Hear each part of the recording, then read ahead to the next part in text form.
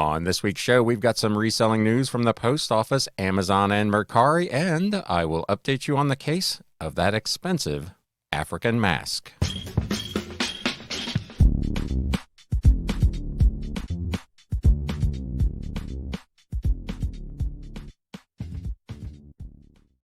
What is up, Galaxians? Welcome to episode number 231 of the Galaxy CDs, Rocks, and Flips Reseller Talk podcast. My name is Ryan, and first off, let me wish you all a very Merry Christmas. I hope you had a terrific holiday selling season, and more importantly, I hope you had a terrific holiday with your friends and family. Mine was outstanding. In both cases, actually. Great time with family on Christmas Eve Day. Christmas Eve Day, and then today, Christmas Day, pretty low-key. Did a little work, did a little laundry, and just kind of chilling and recording this show for all of you. With that said, let's jump right in to this reselling news. News updates. So as I reported on this show probably 6 or 7 weeks ago, there are some changes coming to shipping prices from all of the carriers as we roll into the first of the year. And Mercari just announced that they are also going to be, as a result of that, implementing some changes in their shipping prices. And some of them are actually going to be pretty good news. So this message came out via email from Mercari late last week. Each year, shipping and delivery carriers review their pricing and make rate adjustments to account for cost fluctuations, inflation, and demand. Since carrier rates are changing, shipping fees for Mercari prepaid labels are also changing for certain weights. This will go into effect on January 18th of next year.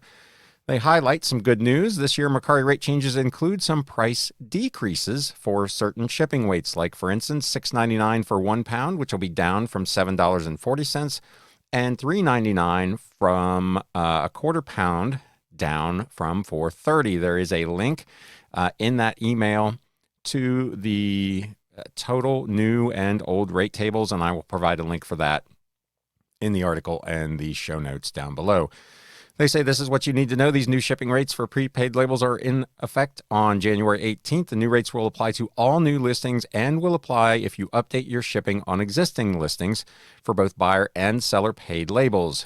You do not need to take any action to update shipping on any existing listings. So this will automatically go into place.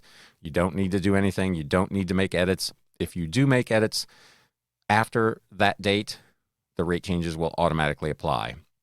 Starting January 18th, existing listings posted before that date with buyer-paid shipping will automatically update with new shipping prices. They note that it may take up to 2 weeks for changes to apply to existing listings with buyer-paid shipping. I personally have not ever had that issue. Things went into effect almost immediately. I think this clause that they put out every time they make rate changes is just to cover their tails in case something does go wrong with the update. But I personally have not ever experienced any issues where a buyer underpaid shipping on the limited number of items that I offer customer paid shipping over on Mercari. All Mercari prepaid labels, they remind you, cover nationwide shipping and peak surcharges throughout the year and come with the added value of up to $200 in shipping protection and free returns. So again, be aware that in mid-January, there are going to be shipping price changes pretty much from all the carriers. The big one is the United States Postal Service, which is implementing rate changes across the board, priority, first class, well, what used to be first class package and is now ground advantage, and particularly in media mail, where once again, there is a pretty significant jump coming in January. Over at Amazon, we've talked over the last few weeks about some changes going on at Amazon with their inventory levels and inventory control for the sellers that are using FBA. This article over on E-commerce Bytes points out that they have now added a new metric designed to help sellers avoid this new FBA low inventory fee. Amazon introduced a new metric to help sellers who use its FBA fulfillment services avoid a new fee that will go into effect in the new year. This new low inventory fee will apply if a product's inventory levels relative to historical demand is below 28 days. So what they're essentially saying there is if they look at your sales history, and let's say over that time you normally sell 20 of a particular item, and your inventory falls below that 20 historical rate, that's when this new fee kicks in, because Amazon is saying essentially that they, at that point, will no longer necessarily be able to offer fast, timely shipping and delivery to customers, or to have the items in the correct warehouse for the customers. So that's why they claim they are implementing that fee. This new metric announced this week, designed to help sellers better manage their inventory to help avoid that fee. In Amazon's announcement, they wrote, quote, "We've launched a new minimum inventory level metric to help FBA sellers plan inventory levels more effectively, improve delivery speeds, and help them to avoid recently announced low inventory level fee. We leveraged advanced machine learning models to analyze demand forecasts and replenishment settings and recommend the minimum number of units per product that you should have on hand in our fulfillment centers. Maintaining inventory above the minimum inventory level helps you meet customer demand and offer faster delivery speeds, as products can be distributed across local fulfillment centers closer to customers. Remember, if you have Amazon do that, there is a charge for them to do that for you too, so you're not fully escaping all of the new Amazon fees, but this new metric should at least help you manage your inventory. Sellers who maintain units above the minimum inventory level see a 15% increase in sales over a 4-week period on average, though, of course, actual results may vary. So I assume this is a metric that you would need to check with some great regularity, probably weekly. If you have a lot of items, that could be a bit of a chore, but at least there is now a new metric over on Amazon to help you avoid that fee and, in theory, carry the appropriate inventory levels at the appropriate warehouses to generate additional sales.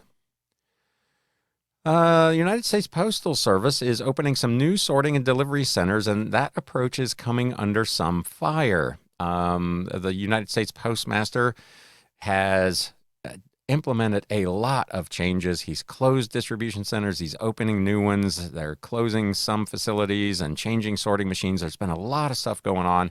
As I have talked about here, both this year and last year, my personal experience is that the service level for the post office, particularly in media mail, which is where I ship probably 95% of my items, has improved over the course of the last 2 years. I mentioned, I think in the last episode, I have not had any packages this year delayed or missing using USPS, which is the first time that I can remember that's happened during the holiday season. So take all of this with a pinch of salt. I know all of this stuff has been fairly controversial, but it seems, at least in my personal case, to be working.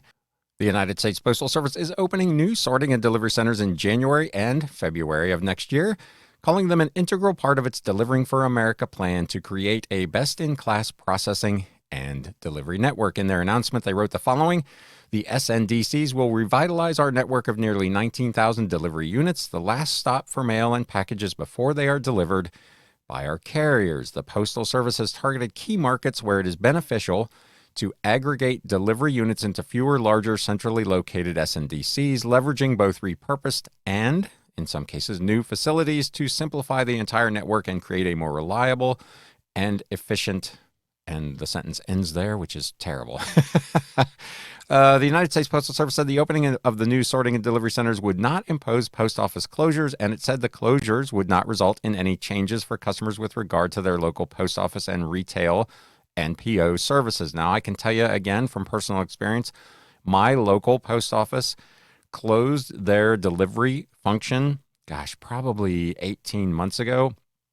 It is now a retail counter only, and I've seen no disruption in service. As far as I know, nobody was laid off. They just centralized the delivery of a couple of zip codes into a central office downtown where I live and turned a couple of the smaller post offices into retail counters. And as far as I can tell, there's been no change in service and no one was let go. That has, however, been called into question by a postal expert, a guy named Steve Hutkins, who publishes the Save the Post Office website. In a November 13th, 2023 article, he wrote about one of the first new sorting centers set to open in January. The centralization of letter carriers in Pompano Beach, Florida, won't just impact the 450 carriers who will be relocated. The 5 post offices also have about 80 customer service clerks, processing clerks, managers, supervisors, and custodial workers. Some of these positions will also transition to the new SNDC, and some will remain behind to manage the retail operations in the post offices, which is kind of what I just described happened in my local post office. He notes, however, Many of these jobs will become unnecessary due to the consolidation of operations and the use of the new sorting machines in the SNDC. These employees will be what they call excess. They'll have to find another postal job, and most likely outside of the Pompano Beach area.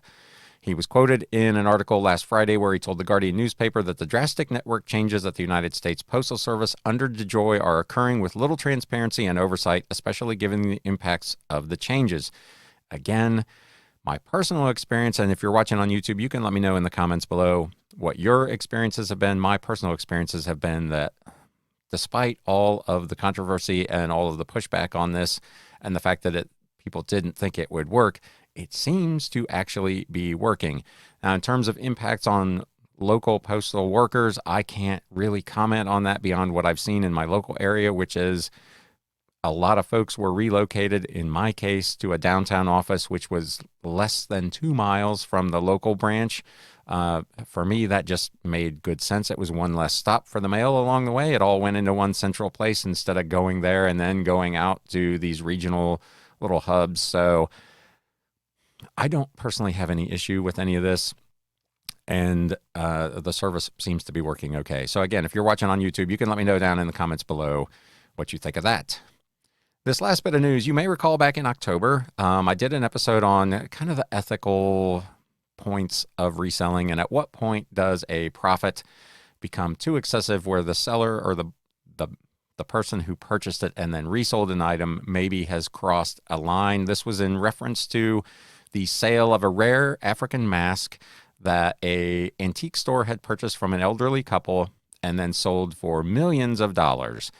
That couple took this seller to court and sued them, and last week they lost. The elderly couple lose rare African mask case worth millions. A secondhand dealer has won a case to keep the 4.2 million euros, which was 3.6 million pounds or $4.6 million for those of you keeping score at home, from the sale of a rare African mask he found in an elderly French couple's attic.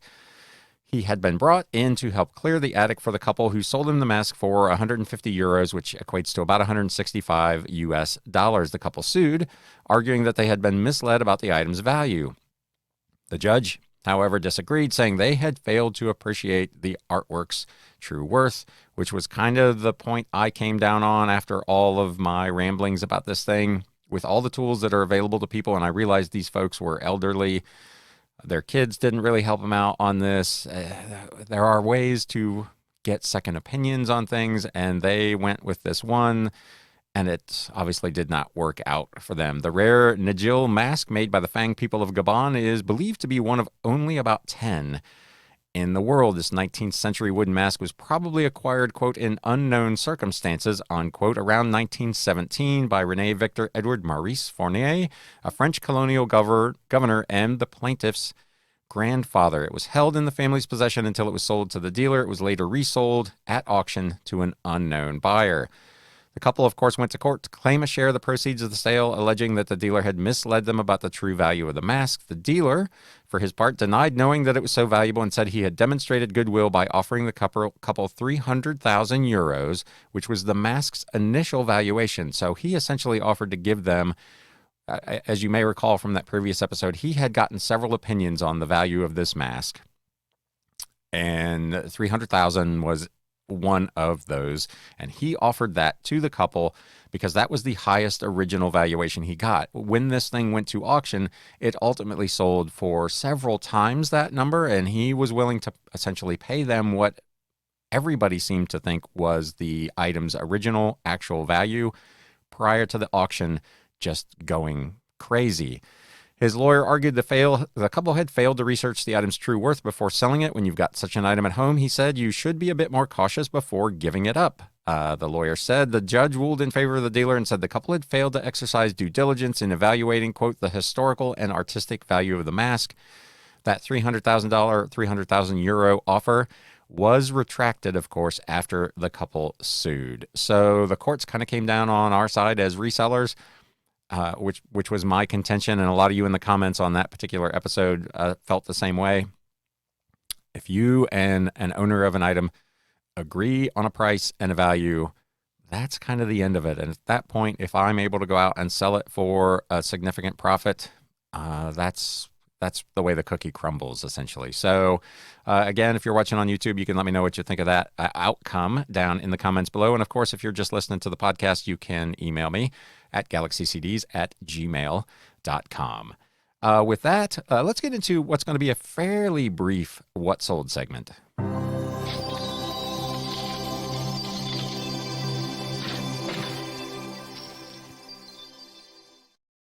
It was actually a fairly busy week last week. It was 80 some listings sold. If you're following me on Instagram when I posted my weekly recap, it was better than the week before, not as good as several weeks ago, but still reasonably solid. But there were not a lot of big items. There was a lot of little sub $20 stuff, which I generally don't talk about here, the bread and butter of my business.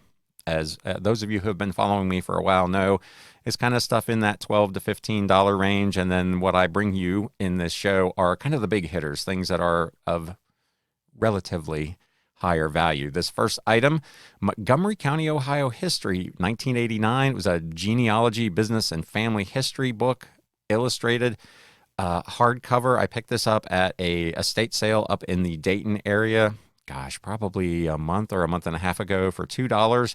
This sold on eBay for $21.99 plus shipping. I tend to pick up most of these like local historical books, especially if I can get them for $1 or $2, because there are not, generally speaking, a lot of them in circulation. Obviously, the target audience is typically quite small. It's people who either are currently living in that area or lived there at some point in the past or had relatives that lived there who might want to acquire a piece of that local history. So this doesn't have like necessarily worldwide appeal, but there will be a buyer eventually for these, and they generally bring in kind of this maybe $18 to $40 range. So again, if it's something that you see out there and you can get it for $1 or $2 and you're interested in picking up some books, this might be a good one to look for. Sale over on Etsy. This was an interesting book from the 1940s, Firefighting, a Complete Treatise by Ernest Williams, published in 1941, a 6-printing illustrated hardcover. It was not in fantastic shape. The binding was splitting. The pages were fairly worn and yellowed, but it was a really unusual book, kind of a textbook on firefighting techniques of the era. I had it listed for $37.99. It sold as part of my 10% off sale for $34.19. This is an item that was acquired in a big lot of books for less than 5 cents. Religious books, again, seemingly every week, we've got at least one of these. Inspiration and Ideals, Thoughts for Every Day by Grenville Kleiser from 1917. It was an 11th edition hardcover. This was acquired in part of a big lot of religious books and artifacts that I picked up several months ago for $2 whole. It sold on eBay for $34.99 plus shipping. Again, your weekly reminder, if you stumble on a lot of religious texts, it's probably worth giving them a look. Here's another one. This was an estate sale pickup. I own this for less than $1. I did a pretty big buy at a sale, gosh, probably 3 or 4 weeks ago, well over 100 books that they sold me for like $75. So this is under $1 cost of goods sold. Ellen G. White, Present Truth, and Review and Herald Articles, Volume 1. This was published in 1962. It was a hardcover that essentially were copies of articles that Ellen, who is a Seventh-day Adventist, had written from the late 1800s into the early 1900s. Really cool book. Not a lot of them out there. This was in fantastic condition. As near as I could tell, it had never even been opened. I mean, it was in immaculate condition. I had it listed for $59.99 or best offer. Got a watcher, sent out a 15% offer on eBay and sold it for $50.99 plus media mail shipping. I picked up at that sale a bunch of Ellen G. White publications and writings, and they are all selling at a reasonably decent pace, anywhere from about $10 or $12 up to this at a little over $50. So if you're, again, out and about and see some Ellen G. White stuff, especially vintage, like things published before, say, the 1960s, they might be worth taking a look at. And this, I think, is the flip of the week this week. Again, a pretty slow week in terms of big hitters. This is a book that was also part of that big 5-cent lot, The Anti-Diet, The New Pleasure Power Way to Lose Weight by Lynn Donovan. This was a first printing, I think, from the early 1970s. fairly scarce to find in its original first printing hardcover with its dust jacket. This was an ex-library version, so it did have some library markings. It had one of those Brodart Mylar covers on it, so it was in reasonably good shape. I had it listed for $69.99 or best offer. I received an offer actually from the United Kingdom from a customer on this for $66 plus shipping, and went ahead and sent this thing on its way. So that is the extent of the bigger items that sold last week. Like I said, the week was actually pretty good. I am still trending for a best ever December. If you're watching on YouTube, you can let me know how your December is going. I've had some feedback over on Instagram, again, at Galaxy CDs Rocks, that most people seem to be having a fairly decent holiday. Most of the reports that I see from kind of the major retailers and so on are that things have been pretty good. Have not heard a lot from the platforms, as we've talked about over the last few episodes, who were projecting weaker than expected fourth quarter results. So it'll be interesting to see when they report early next year what their fourth quarter looked like. With that, my friends, I am going to put a wrap on it because it's Christmas Day and this is quite enough. Once again, as always, if you got something out of this, if you could do me a favor, if you're watching on YouTube, and hit that thumbs up button. If you're not currently a follower of the podcast or a subscriber to the YouTube channel, you can consider doing that as well. I would appreciate it. And as always, if you would share this with any of your like-minded reselling friends that you think might get something out of it, that would be awesome as well. I hope everybody had a terrific Christmas. Thanks, as always, for sharing a little bit of your day with me. And now it's time to sell. Thanks, guys. You have been listening to the Galaxy CDs Rocks and Flips Reseller Talk podcast. Thank you so much for tuning in, and we will catch you again next time.